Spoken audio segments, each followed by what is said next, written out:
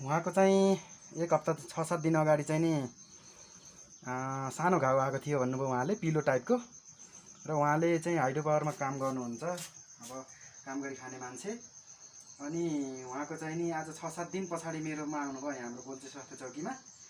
आउँदाखेरि चाहिँ उहाँको बिग टाइपको ठुलो टाइपको चाहिँ एउटा एब्सिस थियो, प्लस उहाँको चाहिँ यो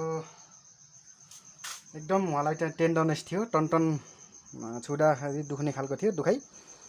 उहाँलाई चाहिँ हामीले सुरुमा पेन म्यानेज गऱ्यौँ, डिक्लोफेनाक इन्जेक्सन मासुमा लगाइदियौँ।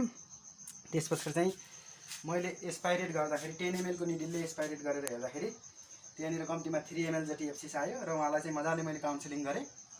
काउन्सिलिङ गरिसके पछाडि चाहिँ उहाँलाई चाहिँ अहिले आइएनडी गर्दैछौँ हामीले, आइएनडी गर्दैछौँ उहाँलाई।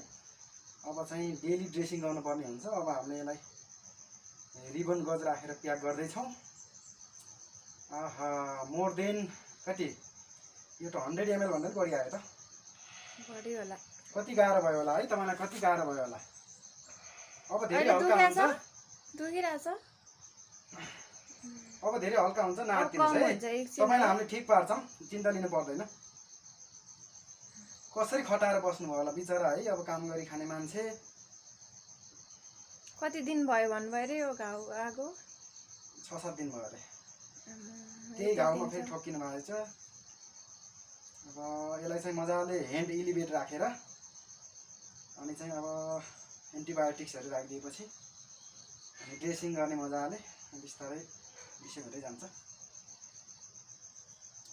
आर्मसिलिङमै राख्नुपर्छ मलाई, ह्यान्ड इलिभेट गर्नुभयो। यत्रो सोइलिङ थियो सुरुमै, मजाले हो आइडी त जीवन छ मलाई त डेन्जर लाग्यो। चिन्ता नलिनुहोस् है, नाच्दिनुहोस्। अब ठिक हुन्छ सबै निकालेपछि। कत्रो सुन्निया थियो, ओहो माई गड। अब त सकिन लाग्यो है, धेरै उ नगर्नु। मलाई अब यो कोलोक्सासिलिन र ऊ पनि राख्नु पर्यो, मेट्रोनिडाजोल पनि राख्नु पर्ला जस्तो छ।